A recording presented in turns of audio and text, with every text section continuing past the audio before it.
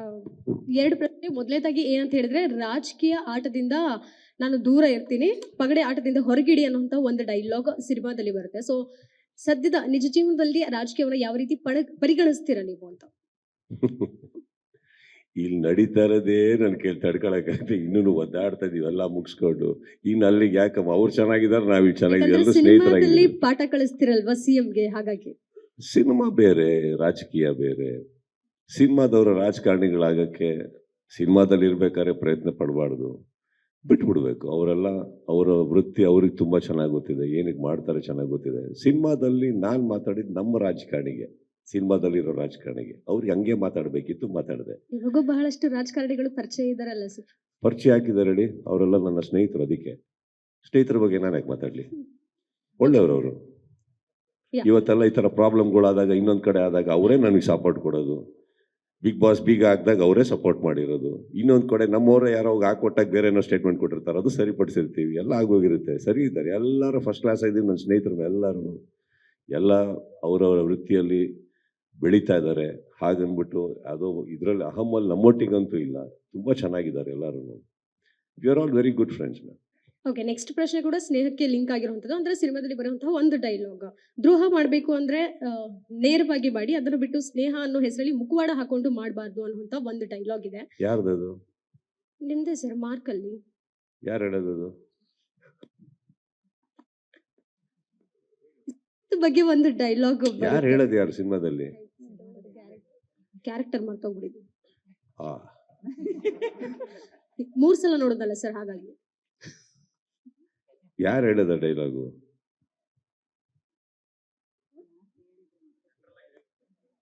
General ಆಗಿ question ಕೇಳ್ತಾ ಇರೋದು ಸರ್. ಜನರಲ್ ಆಗಲ್ಲಮ್ಮ, ಯಾರು ಹೇಳೋದು? ಯಾರು ಡೈಲಾಗು?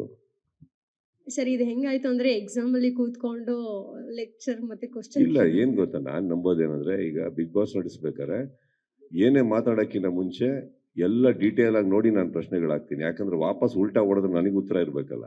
ನಾನ್ ನಿಮಗೆ ತುಂಬಾ ಆನೆಸ್ಟ್ ಆಗಿ ಕೇಳಿದ್ದು. ನಾನೇನಿದ್ದು ನಾನು ನಿಮಗೆ ಕ್ರಾಸ್ ಕ್ವೆಶ್ಚನ್ ಮಾಡಿ, not to humiliate you or pretend something. I really honestly asked you, who says that dialogue? Okay, I'll change the questions. No. I want to answer that question. I am so eager to answer that question. Please tell me. Sir, kindly answer that question, sir, not the character. No, madam. ಅದು ಹೇಳಿದಾರೆ ಅಂದ್ರೆ ಯಾವ ವ್ಯಕ್ತಿ ಹೇಳಿದಾರೋ ಅವ್ರು ಖಂಡಿತವಾಗ್ಲೂ correct ಆಗಿ ಹೇಳಿರ್ತಾರೆ. Point ಅದಲ್ಲ, ಬಟ್ ಹೇಳಿದ್ಯಾರು? ಸಿನಿಮಾದಲ್ಲೇ ಬರುವಂತ ಒಂದು ಪಾತ್ರದ ಡೈಲಾಗ್ ಸರ್. ಈಗ ನವೀನ್ ಚಂದ್ರ ಬಾಯಿಗೆ ಬಂದಂಗೆ ಬೈತಾ ಇರ್ತಾರೆ ಎಲ್ಲರಿಗೂ. ತುಳಿದು ಬಿಡ್ತೀನಿ, ಸಾಯಿಸ್ಬಿಡ್ತೀನಿ, ನಾನೇ ಜವಾಬ್ದಾರಿ ತಗೊಳ್ಳಿ. ಅದು ಅವ್ರದ್ದು. ಅವ್ರಿಗೆ ಕೇಳಿ, ಯಾಕೆ ನವೀನ್ ಹಿಂಗಿದ್ರೆ, ಇಲ್ಲಿ ಕನ್ನಡಕ್ಕೆ ಹಾಕೊಂಡಿದ್ದೀರಾ, ಅಲ್ಲಿ ನೋಡಿದ್ರೆ ಹಂಗಿದ್ದೀರಾ? ಯಾರ್ದು ಡೈಲಾಗ್ ಅಂತ ಹೇಳಿದ್ರೆ ಯಾವ ಸಂದರ್ಭದಲ್ಲಿ ಬರುತ್ತೆ ಅವಾಗ ಪಕ್ಕ ಹೇಳಿ. ಯಾಕಂದ್ರೆ ಸಿನಿಮಾದಲ್ಲಿ ಕೇಳಿಸ್ಕೊಡಿ. ನೀವು ನಾನು ಮಾತಾಡ್ಬೇಕಂದ್ರೆ ಪಕ್ಕದಲ್ಲಿ ಮಾತಾಡ್ತಾ ಇದ್ರೆ, ಸಿನಿಮಾದಲ್ಲಿ ಏನ್ ಬರುತ್ತೋ ಅದು ಸಿನಿಮಾಗೆ ಸೀಮಿತವಾಗಿರುತ್ತೆ. ನನ್ನ ಸಿನಿಮಾದಲ್ಲಂತೂ ಯಾವ ಡೈಲಾಗ್ ಮೂಲಕ, ಯಾವುದೋ ಸೀನ್ ಮೂಲಕ ಇನ್ನೊಬ್ಬರಿಗೆ ಮೆಸೇಜ್ ಕೊಡೋ ವ್ಯಕ್ತಿ ನಾನಲ್ಲ. ಹೇಳಿದ್ರೆ ಡೈರೆಕ್ಟ್ ಆಗಿ ಹೇಳ್ತೀನಿ, ನಾನು ಸಿನಿಮಾ ನನ್ನ ತಾಯಿಮ. ನಿಮ್ ಆಕ್ಷನ್ ನೋಡಕ್ ಹೋದ್ರು ಡೈಲಾಗ್ ಜಾಸ್ತಿ ಇಲ್ಲ, ಇಲ್ಲೂ ಅನಾವಶ್ಯಕ ಡೈಲಾಗ್ಸ್ ಇಲ್ಲ. ನನ್ನ ಸಿನಿಮಾ ಮೂಲಕ ನಾನು ಹೇಳಿಲ್ಲ ಅಂದ್ರೆ ನೀವು ಈ ಡೈಲಾಗ್ ಹೇಳಿ. No, I won't do that. ಆ ಡೈಲಾಗಲ್ಲ ಮೀನಿಂಗ್ ಇದೆ, ಬಟ್ ಅದು ಸಿನಿಮಾಗೆ ಸೀಮಿತ ಪಡೋಣ, ಇನ್ಯಾರಿಗೂ ಅವಶ್ಯಕತೆ ಇಲ್ಲ ನಾನು ಆ ಥರ ಹೇಳೋದು. And I told you, I cannot make a purer line than this. Cinema is my mother. I will never misuse my mother. Mic ಕೊಡಿ ಅವ್ರಿಗೆ. ನಾನೊಂದು ಕ್ವಶನ್ ಕೇಳ್ಬಿಡ್ತೀನಿ ಸರ್. ಅತ್ತೆ ಕೂಡ ಸಿನಿಮಾ ನೋಡಿದ್ರು ಸರ್, ನಮ್ಗೆ ಸಿಕ್ಕಿದ್ರು, ಭಾವುಕರಾಗಿದ್ರು ಸ್ವಿಮ್ಮಿಂಗ್ ಆ ದೃಶ್ಯವನ್ನ ನೋಡಿ. ಅವ್ರು ಬಂದು ಮನೇಲಿ ಏನು ವಿಮರ್ಶೆ ಕೊಟ್ರು ಸರ್? ಅಂಡ್ ಮಗಳಾಗಿರ್ಬೋದು, ನಿಮ್ಮ ಸಿಸ್ಟರ್ಸ್ ಎಲ್ಲರೂ ಬಂದು ಬೆಳಗ್ಗೆ ನೋಡಿದ್ರು. ಅವ್ರ ವಿಮರ್ಶೆ ಹೇಗಿತ್ತು ಸರ್ ಸಿನಿಮಾ? ಇಲ್ಲ, ನಾನು ಯಾರಿಗೂ ಕರೆ ಮಾಡಿ ನಿಮ್ಗೆ ಏನ್ ಅನ್ನಿಸ್ತು ಅಂತ ಆಕ್ಚುಲಿ ನಾನು ಕೇಳಲ್ಲ. ನಾನು ಯಾರಿಗೂ ಕೇಳಲ್ಲ. ಏನಾಗುತ್ತೆ, 2 to 3 ಥಿಂಗ್ಸ್. ಒಂದು, ಸಿನಿಮಾದಲ್ಲಿ ಇಷ್ಟು ವರ್ಷ ಆದ್ಮೇಲೆ we want to just see the outcome. ಈಗ ನಾನು ಈಗ ಇಲ್ಲಿ ಪ್ರವೀಣು ಇವರೆಲ್ಲ ನನ್ನ ಸ್ನೇಹಿತರು ಕೂತಾರೆ, ಇವ್ರಿಗೆ ಸಿನಿಮಾ ಇಷ್ಟ ಆಗಿಲ್ಲ ಅಂತ ಕೇಳಲ್ಲ. ನನ್ನ ಎದುರುಗಡೆ ಬರ್ತಾರೆ, ಏನಪ್ಪ ಹೆಂಗಿದೆ? ನನಗೂ ಗೊತ್ತಿದೆ ಚೆನ್ನಾಗಿಲ್ಲ ಅಂದಾಗ ಬಲವಂತವಾಗಿ ಒಂದು ಸುಳ್ಳು ಹೇಳಿಸಿ ಅವ್ರ ಹತ್ರ.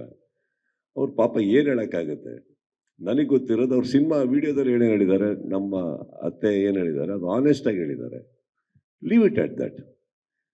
ನಾವೇ ಇಲ್ಲಿ ಮಾತಾಡ್ಕೊಳ್ಳಲ್ಲ. Actually after several years you realise you shouldn't ask such questions. You will know the result.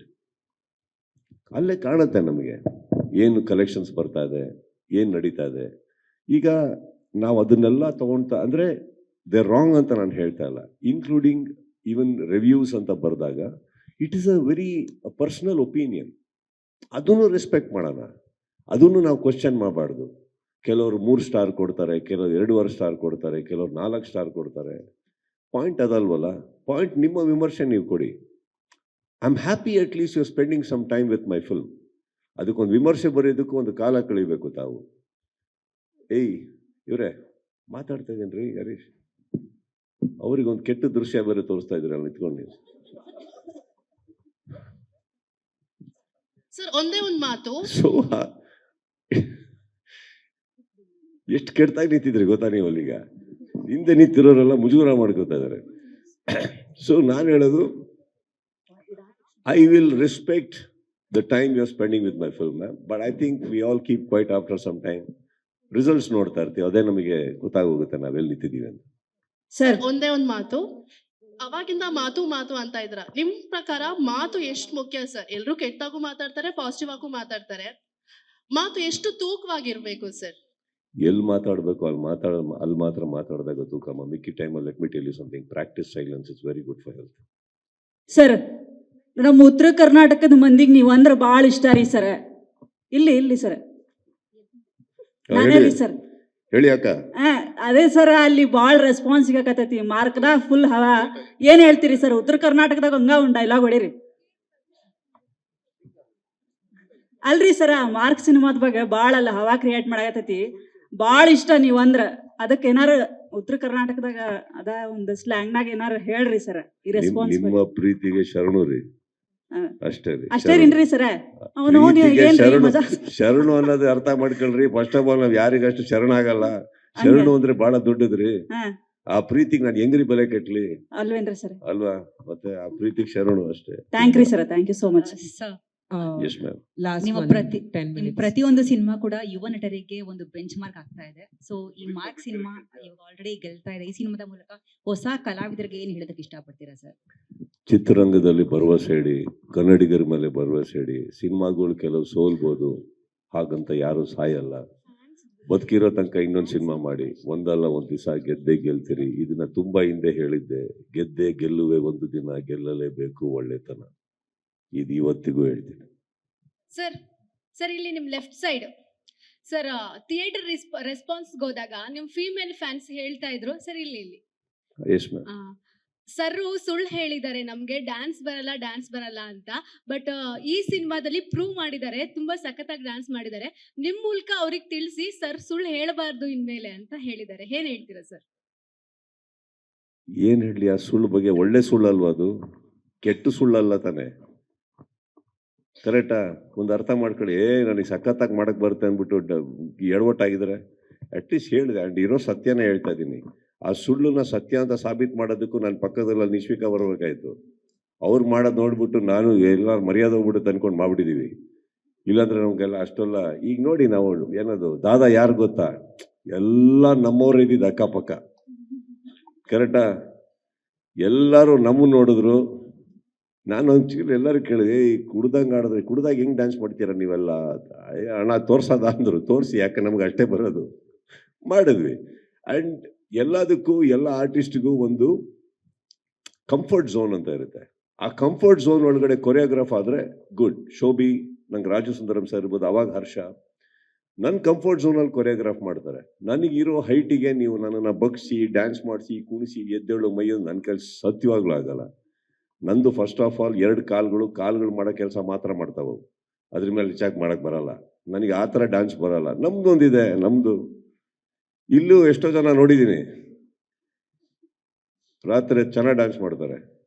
ನಮ್ಮಲ್ಲಿ ಬೆಳಗ್ಗೆ ಹೊತ್ತು ಆ ಥರ ಮಾಡಿಸಿದ್ದಾರೆ ನನ್ನ ಕೈಯಲ್ಲಿ. ಆ್ಯಂಡ್ ಅಲ್ಲಿ ಪಕ್ಕದಲ್ಲಿ ಸ್ವಲ್ಪ ನಿಶ್ವಿಕ್ ಅವ್ರು ಇರೋದ್ರಿಂದ ಅವ್ರದ್ದು ಬಟ್ಟೆ ತುಂಬ ಚೆನ್ನಾಗಿದೆ. ನನ್ನ ಕೆಲವು ಕಾಲುಗಳಿನ ಮಿಸ್ಟೇಕ್ಸ್ ಎಲ್ಲ ಕವರ್ ಆಗೋಗಿದ್ದಾವೆ. ಚೆನ್ನಾಗಿದೆ. And I think she made me look even more beautiful on screen there.